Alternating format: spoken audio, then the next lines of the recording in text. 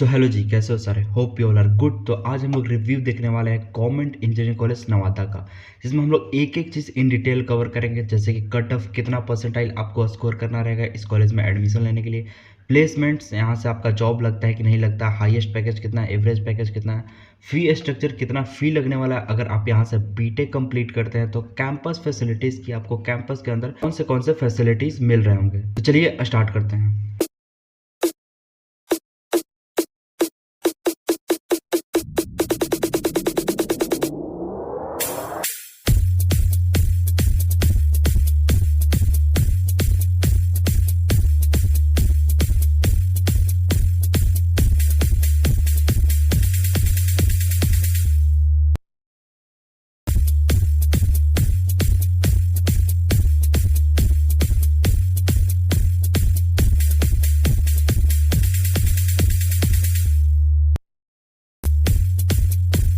GEC Nawada के overview का बात करें तो ओवरव्यू में सबसे पहला चीज़ हमारा इंस्टीट्यूट नेम, यानी कि कॉलेज का नाम क्या है। तो कॉलेज का नाम है हमारा गवर्नमेंट इंजीनियरिंग कॉलेज नवादा, ठीक है। इसे आप शॉर्ट में जीईसी नवादा भी बोल सकते हैं। अगर इंस्टीट्यूट टाइप का बात करें कि कॉलेज कैसा है, प्राइवेट है फिर गवर्नमेंट है, तो ये कॉलेज फुल्ली गवर्नमेंट है। ये स्टेट गवर्नमेंट के अंतर्गत आता है, बिहार स्टेट गवर्नमेंट के अंतर्गत, ठीक है। अगर इस्टेब्लिश्ड का बात करें कि इस कॉलेज का निर्माण कब हुआ था, तो ये कॉलेज 2019 में बना था। इसका पहला बैच पास आउट हो चुका और दूसरा बैच इस बार पास आउट होने वाले हैं, ठीक है। सो अगर लोकेशन का बात करें कि कॉलेज कहाँ प्रेजेंट है, तो इसका लोकेशन है VGRC +3 QM नवादा, बुधौल नवादा, बिहार 805110, ठीक है। ये इसका लोकेशन है। इस लोकेशन के थ्रू आप इस कॉलेज में विजिट भी कर सकते हैं। सो अगर मोड ऑफ एडमिशन का बात करें कि कैसे आप इस कॉलेज में एडमिशन ले सकते हैं, तो बेसिकली 2 एग्जाम्स के थ्रू आप इस कॉलेज में एडमिशन ले सकते हैं, ठीक है। पहला है आपका जेईई मेन, दूसरा है आपका BCEC।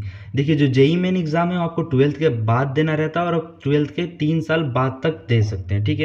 इसके लिए आपका PCM होना चाहिए 12th में और तीनों सब्जेक्ट्स में आपको पास रहना होगा 12th में, ठीक है। दूसरा है हमारा BCEC भी आप 12th के बाद ही दे रहे होते हैं, लेकिन BCEC का ये फायदा है कि इसके लिए कोई अटेम्प्ट लिमिट, कोई एज लिमिट नहीं है, आप कभी भी दे सकते हैं BCEC का एग्जाम।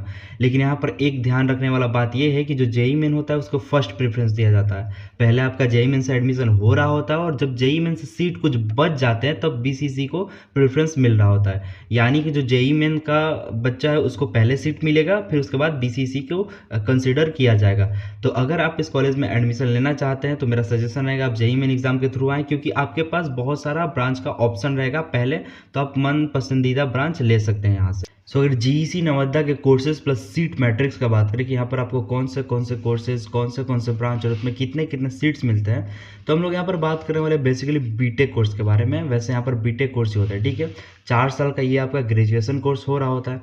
अगर ब्रांचेस का बात करें तो यहाँ पर आपको civil engineering, electrical engineering, electronics and communication engineering, computer science engineering and mechanical engineering आपको मिल रहा होता है। अगर सीट्स का बात करें तो सिविल इंजीनियरिंग में आपको 120 सीट मिल रहा होता है, इलेक्ट्रिकल इंजीनियरिंग में आपको 60 सीट मिल रहा होता है, इलेक्ट्रॉनिक्स एंड कम्युनिकेशन इंजीनियरिंग में आपको 60 सीट मिल रहा होता है, कंप्यूटर साइंस एंड इंजीनियरिंग में भी आपको 60 सीट मिल रहा होता है और मैकेनिकल इंजीनियरिंग में भी आपको 60 सीट मिल रहा होता है। और टोटल सीट्स का बात करके इस कॉलेज में कितने सीट्स प्रेजेंट है, तो 360 टोटल सीट यहाँ प्रेजेंट है। सो यहाँ से आप देख सकते हैं कि आपका जो मनचाहा ब्रांच है वो इस कॉलेज में मिल रहा है कि नहीं मिल रहा है। सो अगर कट ऑफ का बात करें कि कितना परसेंटाइल स्कोर करना पड़ेगा आपको इस कॉलेज में एडमिशन लेने के लिए, तो सबसे पहले हम लोग बात करने वाले मैकेनिकल इंजीनियरिंग के लिए। तो अगर आप जनरल कैटेगरी से बिलोंग करते हैं, आपको मैकेनिकल इंजीनियरिंग चाहिए जीईसी नवादा में, तो आपको 25 परसेंटाइल से एवब स्कोर करना रहेगा। अगर आप ओबीसी कैटेगरी से हैं तो आपको 20 परसेंटाइल से एवब स्कोर करना रहेगा। अगर आप एससी कैटेगरी से हैं तो आपको 10 परसेंटाइल से एवब स्कोर करना रहेगा। और अगर आप एसटी कैटेगरी से हैं तो आपको 5 परसेंटाइल से एवब स्कोर करना रहेगा मैकेनिकल इंजीनियरिंग में एडमिशन लेने के लिए जीईसी नवादा के अंदर। सो अगर इलेक्ट्रिकल इंजीनियरिंग के कट ऑफ का बात करें तो अगर आप जनरल कैटेगरी से बिलोंग करते हैं तो आपको 42 परसेंटाइल से एवब लाना रहेगा। अगर आप ओबीसी कैटेगरी से बिलोंग करते हैं तो आपको 33 परसेंटाइल से एवब लाना रहेगा। अगर आप एससी कैटेगरी से बिलोंग करते हैं तो आपको 20 परसेंटाइल से एवब लाना रहेगा। और अगर आप एसटी कैटेगरी से बिलोंग करते हैं तो आपको 15 परसेंटाइल से एवब लाना रहेगा जीईसी नवादा के अंदर इलेक्ट्रिकल इंजीनियरिंग में एडमिशन लेने के लिए। सो अगर सिविल इंजीनियरिंग के कट ऑफ का बात करें तो अगर आप जनरल कैटेगरी से बिलोंग करते हैं तो आपको 40 परसेंटाइल से एबव लाना रहेगा। अगर आप ओबीसी कैटेगरी से बिलोंग करते हैं तो आपको 35 परसेंटाइल से एबव लाना रहेगा। अगर आप एससी कैटेगरी से बिलोंग करते हैं तो आपको 25 परसेंटाइल से एबव लाना रहेगा। और अगर आप एसटी कैटेगरी से बिलोंग करते हैं तो आपको 20 परसेंटाइल से एबव लाना रहेगा जीईसी नवादा के अंदर सिविल इंजीनियरिंग में एडमिशन लेने के लिए। तो अगर इलेक्ट्रॉनिक्स एंड कम्युनिकेशन इंजीनियरिंग के कट ऑफ का बात करें तो अगर आप जनरल कैटेगरी से बिलोंग करते हैं तो आपको 45 परसेंटाइल से एबव लाना रहेगा। अगर आप ओबीसी कैटेगरी से बिलोंग करते हैं तो आपको 38 परसेंटाइल से एबव लाना रहेगा। अगर आप एससी कैटेगरी से बिलोंग करते हैं तो आपको 28 परसेंटाइल से एबव लाना रहेगा। और अगर आप एसटी कैटेगरी से बिलोंग करते हैं तो आपको 23 परसेंटाइल से एबव लाना रहेगा इलेक्ट्रिकल एंड कम्युनिकेशन इंजीनियरिंग में एडमिशन लेने के लिए जीईसी नवादा के अंदर। सो अगर कंप्यूटर साइंस एंड इंजीनियरिंग के कट ऑफ का बात करें तो अगर आप जनरल कैटेगरी से बिलोंग करते हैं तो आपको 48 परसेंटाइल से एबव लाना रहेगा। अगर आप ओबीसी कैटेगरी से बिलोंग करते हैं तो आपको 42 परसेंटाइल से एबव लाना रहेगा। अगर आप एससी कैटेगरी से बिलोंग करते हैं तो आपको 30 परसेंटाइल से एबव लाना रहेगा।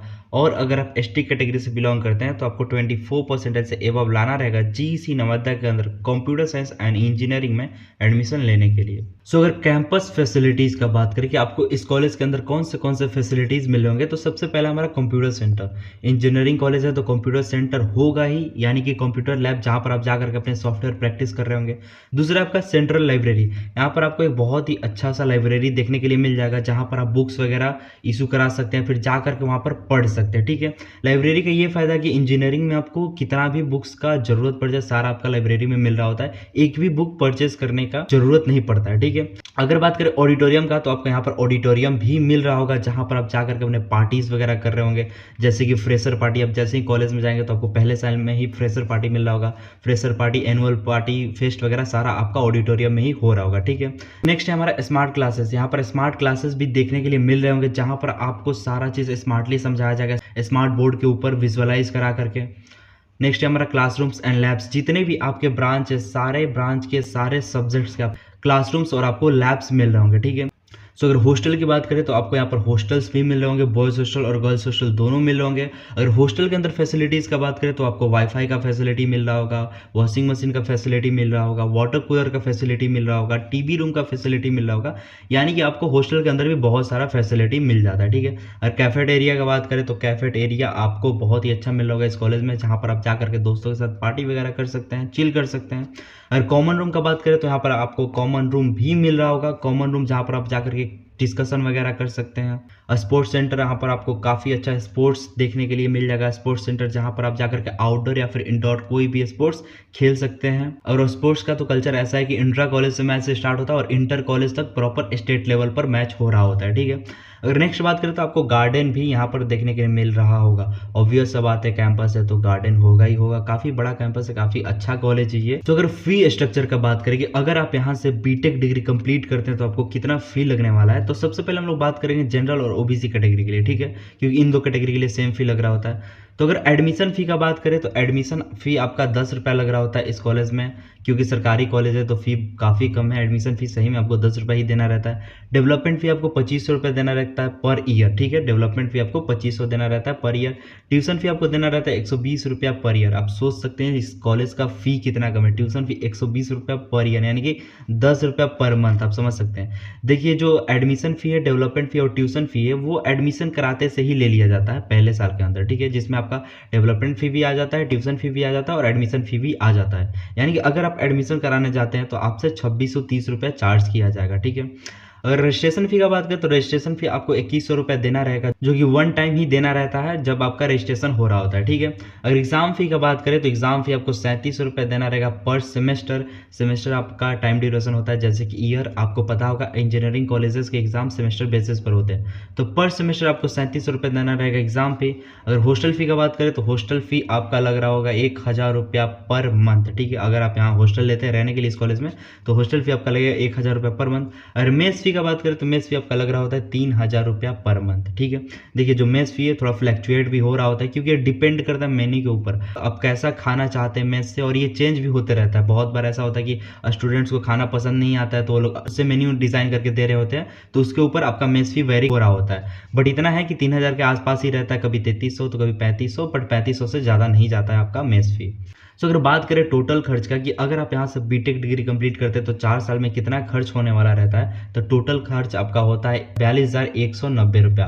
आप सोच सकते हैं कि 4 साल में इंजीनियरिंग करने का टोटल खर्च है 42,190 रुपये, जो कि 1000 रुपये पर मंथ से भी कम है। ठीक है, एक बात आपको ध्यान में रखना है कि मेस फी और हॉस्टल फी यहाँ पर एक्सक्लूडेड है, इंक्लूडेड नहीं है, क्योंकि मेस फी और हॉस्टल फी को कॉलेज फी में इंक्लूड नहीं किया जाता है। ये आपका रहने का और खाने का खर्चा है, आपका लग ही रहा होगा कहीं भी आप रह रहे होंगे। ठीक है, सो अगर इसको हटा करके बात करें तो काफ़ी सस्ता पड़ जाता है ये आपका कॉलेज, मात्र 42,190 रुपये में यहाँ से आपका पूरा बीटेक कंप्लीट हो रहा होगा।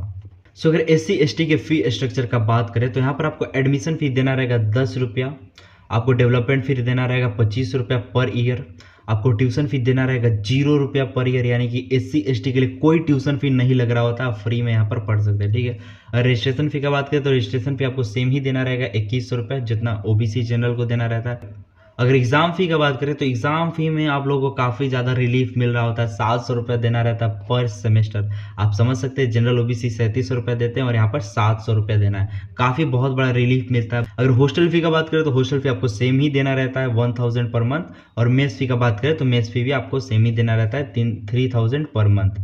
ठीक है, अगर टोटल फ़ी का बात करें यहाँ से अगर आप बीटेक अपना कंप्लीट करते हैं तो टोटल आपका एक्सपेंस कितना आ रहा होगा, तो अगर मेस फ़ी और हॉस्टल फ़ी को हटा दे तो आपका टोटल फ़ी 17,700 रुपये लग रहा होगा 4 साल के अंदर। आप समझ सकते हैं कि 17,700 रुपये मात्र आपका लगता है यहाँ से बीटेक कंप्लीट करने में, यानी कि 400 के आसपास मंथली आपका लग रहा है। ये तो बात रहा आपका फ़ी स्ट्रक्चर का कि आपको कितना फ़ी पे करना रहेगा। अब बात कर लेते हैं स्कॉलरशिप का कि क्या यहाँ से स्कॉलरशिप यानी कि छात्रवृत्ति वगैरह मिल रहा होता है कि नहीं मिल रहा होता है। तो बेसिकली 2 प्रकार का छात्रवृत्ति आपको मिल रहा होता है। पहला प्रगति, प्रगति सिर्फ गर्ल्स के लिए होता है, इससे सिर्फ गर्ल्स को ही पैसा मिल रहा होता है, जो कि टोटल अमाउंट 1 साल के अंदर 50 से 60 हज़ार रुपया आ रहा होता है। ठीक है, दूसरा हमारा PMS यानी कि पोस्ट मैट्रिक स्कॉलरशिप स्कीम, ये आपको गर्ल्स और बॉयज़ दोनों के लिए रहता है, बट इसमें यही दिक्कत है कि इसमें जनरल कैटेगरी के लिए कुछ नहीं रहता है, जनरल कैटेगरी को कोई स्कॉलरशिप नहीं मिल रहा होता है, लेकिन OBC वाले SC ST वाले गर्ल्स और बॉयज़ दोनों ले सकते हैं PMS का बेनिफिट्स। ठीक है, यहाँ से आपको PMS से आपको 15 से 20 हज़ार रुपया पर ईयर मिल रहा होगा इस स्कॉलरशिप के थ्रू। इसके अलावा भी अगर आपके पास एडमिशन कराने के लिए पैसे नहीं है तो आप बिहार स्टूडेंट क्रेडिट कार्ड का भी बेनिफिट्स ले सकते हैं, जिसमें आपको लोन मिल रहा होता है 4% के इंटरेस्ट पर, और ये आपका इंटरेस्ट लग रहा होता है 6 साल बाद से, और इसको आप पे कर सकते हैं इंस्टॉलमेंट में। ठीक है, सो काफ़ी हेल्पफुल हो जाता है आपका स्टूडेंट क्रेडिट कार्ड भी। सो अगर GEC नवादा के प्लेसमेंट्स का बात करें कि यहाँ से प्लेसमेंट लगता है कि नहीं लगता और लगता है तो कितने बच्चों का लगता है, तो ऑलमोस्ट 60% स्टूडेंट गेट प्लेस्ड, यानी कि लगभग 60% बच्चा हर साल प्लेस्ड हो जाते हैं। हालांकि कॉलेज 19 में ही बना है, तो अभी पहला बैच इसका पास आउट हुआ है जो कि 2023 में हुआ था, तो उसमें 60% बच्चा का प्लेसमेंट हो गया था। ठीक है, और 60% का मतलब ये नहीं है कि बाकी सारे बच्चों का प्लेसमेंट नहीं हुआ था, कितना ऐसा भी होता है कि बच्चे खुद से गेट का प्रिपरेशन कर रहे होते हैं ताकि MTech डिग्री अपना वो कंप्लीट कर पाएँ, या फिर बहुत सारे बच्चे अपना सिविल सर्विस का प्रिपरेशन करने लग जाते हैं। ठीक है, अगर एवरेज पैकेज का बात करें, यहाँ से प्लेसमेंट लगा था तो उसमें एवरेज पैकेज कितना था, तो एवरेज पैकेज आपका 3 LPA था, यानी कि 3 lakh per annum average package था GEC नवादा का। अगर हाईएस्ट पैकेज का बात करें कि सबसे ज़्यादा कितना का जॉब लगा था, तो हाईएस्ट पैकेज आपका 6 LPA था, यानी कि 6 लाख पर एनम। आप समझ सकते हैं 1 लाख पर एनम इस कॉलेज का हाईएस्ट पैकेज था। ये रहा हमारा कंप्लीट रिव्यू। होप करते हैं कि आपका सारा डाउट इस कॉलेज के रिलेटेड क्लियर हो रहा होगा। अगर फिर भी कोई डाउट रहेगा तो आप कमेंट सेक्शन में कमेंट करके पूछ सकते हैं। अगर आपको ये वीडियो थोड़ा सा भी बेनिफिशियल लग रहा होगा तो आप इस वीडियो को लाइक और इस चैनल को सब्सक्राइब करना, ठीक है, और अपने दोस्तों के साथ शेयर करना। तो आज के लिए इतना ही रहने देते हैं और मिलते हैं नेक्स्ट वीडियो में। तब तक के लिए okay bye, thank you, thanks for watching.